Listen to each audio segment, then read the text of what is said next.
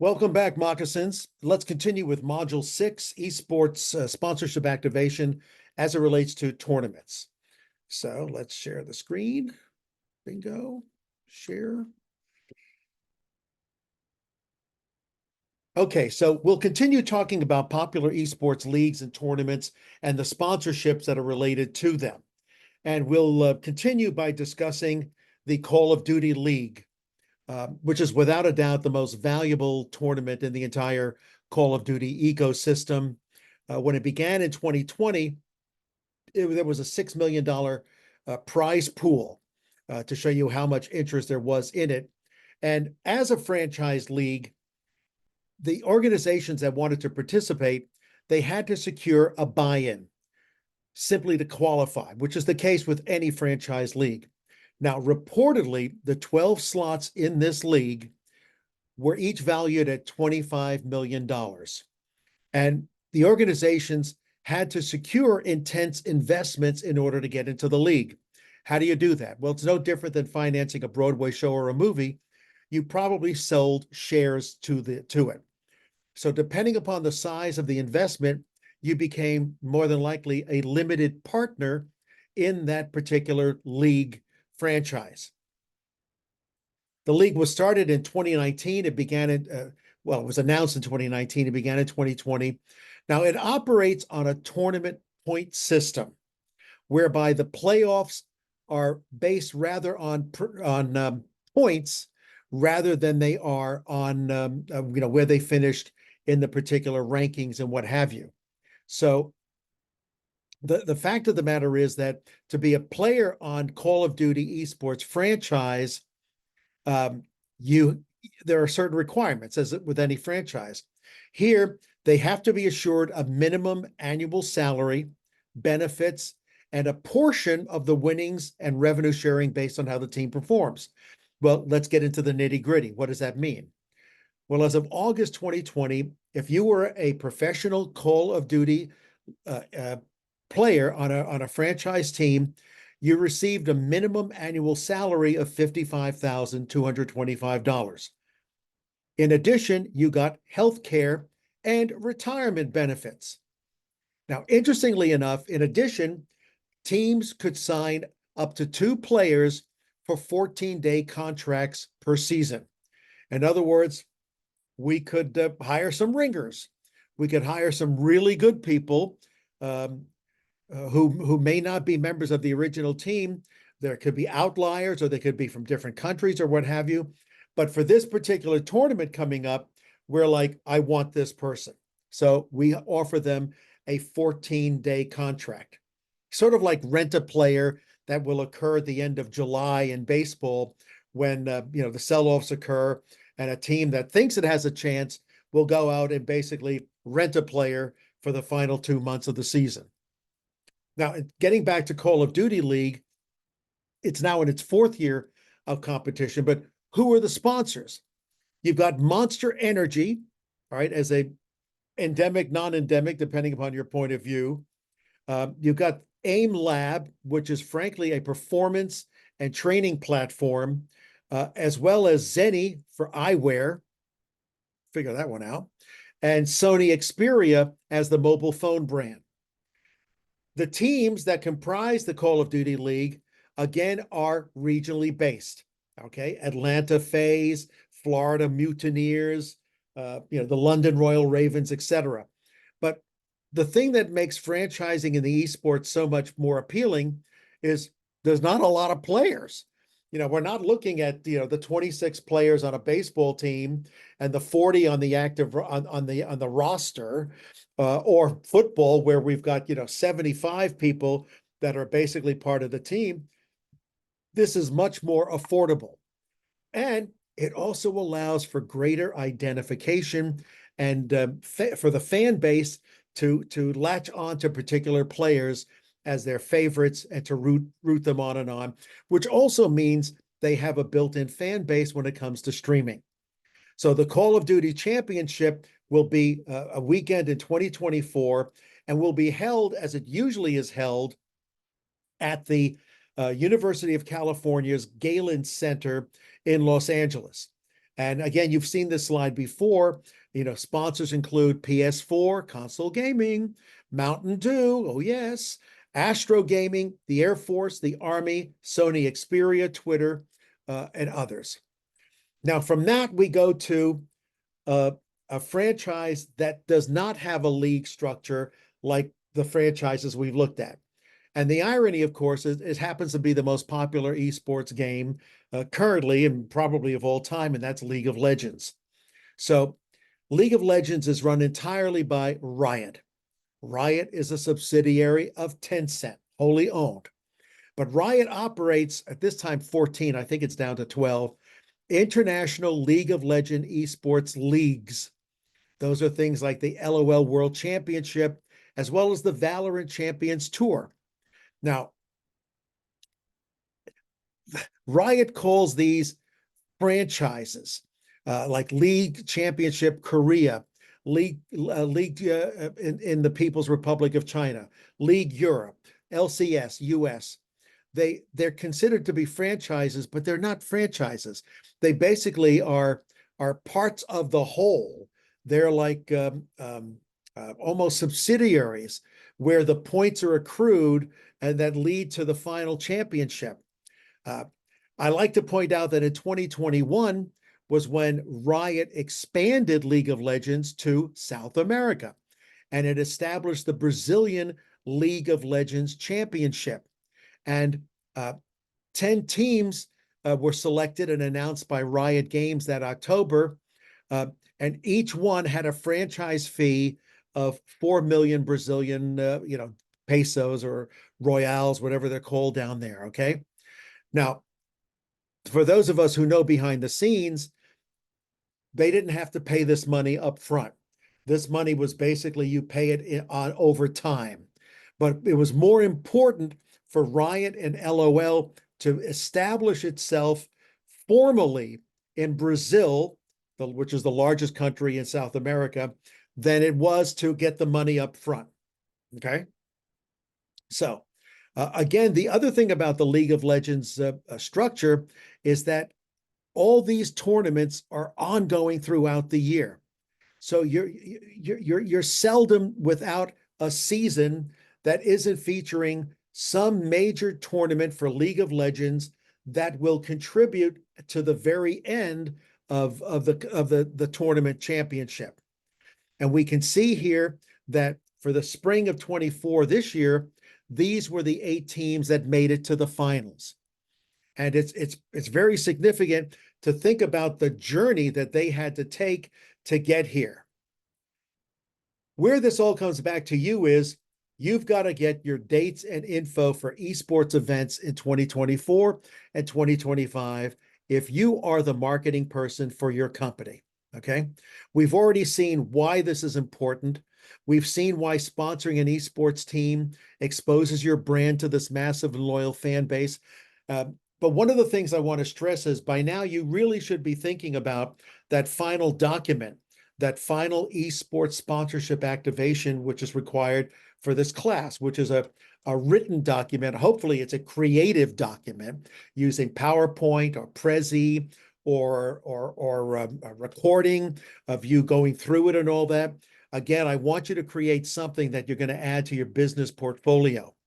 But you should be thinking now of, well, if I'm picking a company that's already doing this, what are they missing? What perhaps are they not thinking about? What are tournaments that they should be engaged in because that's a target audience that they maybe are missing, or that's an up-and-coming target audience? These are things for you to consider. I like to mention exclusivity, but again, the exclusivity is related specifically to that designated tournament. For example, Valorant has a number of tournaments. In this one, the Valorant Champions Tour of the Americas, iBuyPower was the exclusive endemic sponsor.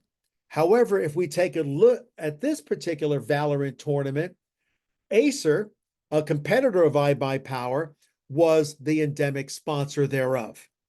So these game publishers are very smart by having multiple tournaments that allow for competing endemic and competing non-endemic sponsors to basically go against each other the benefit being my pocketbook, okay?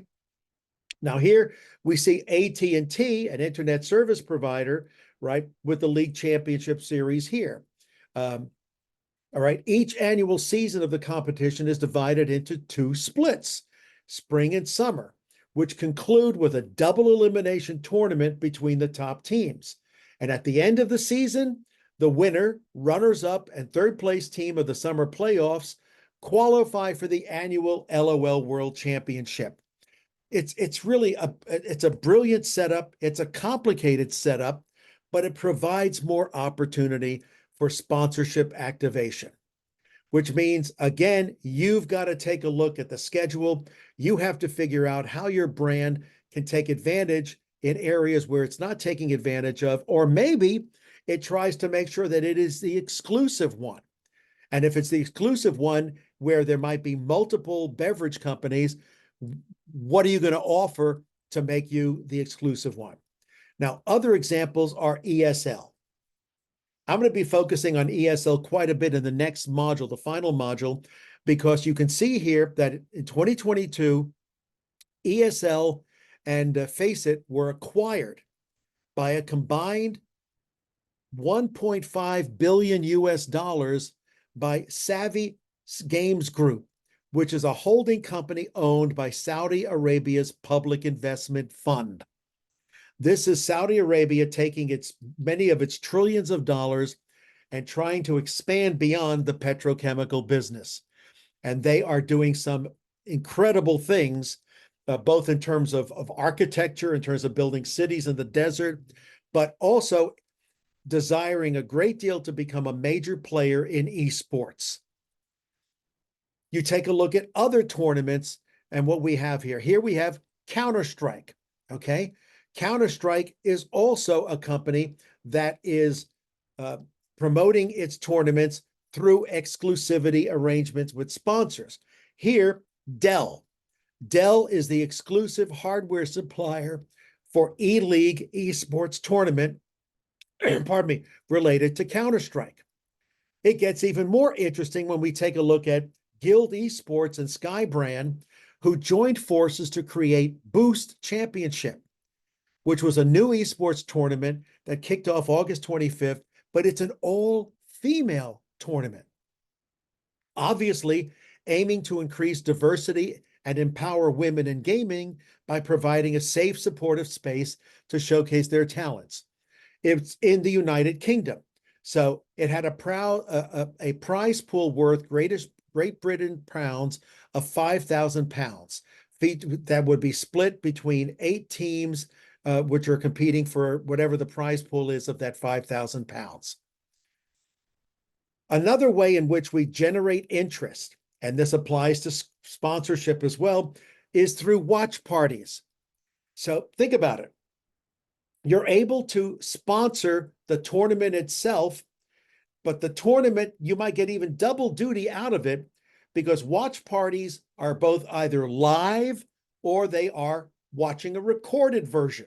It's almost like on demand, right? So a watch party, let's define it, is a live streamed hosting and commenting in real time on a live CDL broadcast or rebroadcast on a watch party participant's personal Twitch or YouTube channel. Again, this is something very unique to esports because just think, I might want to repost a tournament because I want to provide my commentary to what was going on in that tournament, and I want you to comment on my commentary. Meanwhile, I want sponsors to sponsor the rebroadcast of the tournament on my channel. This is pretty brilliant. And it gets even more interesting when we take a look at this one.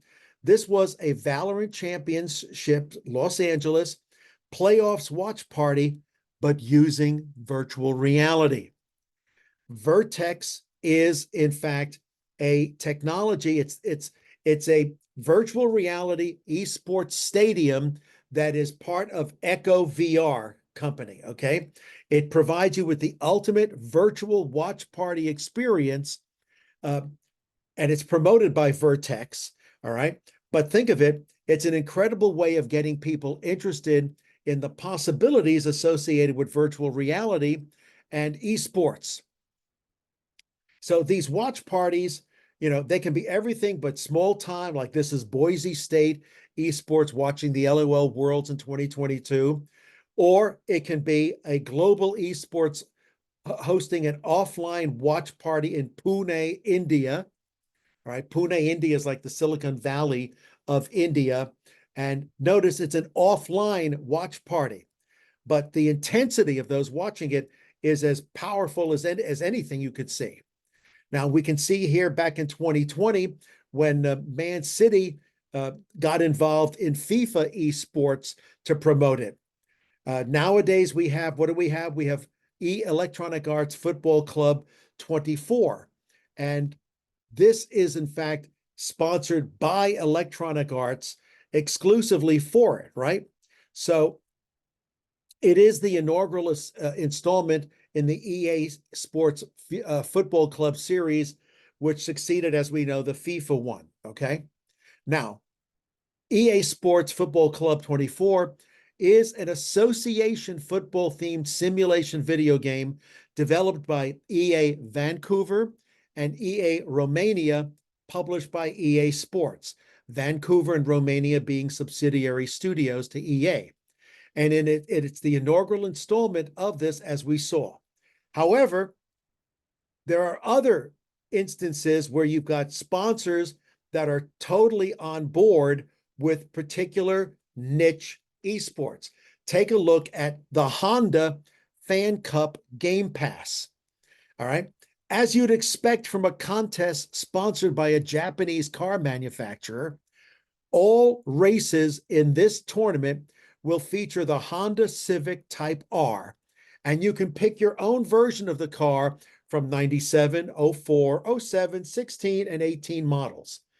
Brilliant. You like racing games? It makes sense for a automobile company to sponsor it. All of this leads us to there are agencies out there to help you do this. If you want to find the most expensive esports tournament organizers, there's a site there for you. This is something you may want to keep in mind for your final project, because the analytical agency Esports Charts has compiled a ranking of the most expensive independent TOs in the industry based on their HW numbers and the sum of the deal between Saudis and ESL Faceit. Okay, so if you want to go that route, you've got this information there through Esports Charts. And the same thing is out there in terms of where's the money. And this would be a fabulous way for you in this document to really bolster your argument as to why your recommendation makes the most sense for that particular brand. Okay, so that's it for this particular module 6. Notice I have a Florida background in the back, there. I mean, we got the palm trees and the waves and all that. So I'm getting into the spirit of things. All right, gang, we have one more module to go, and look forward to seeing you then. Bye now.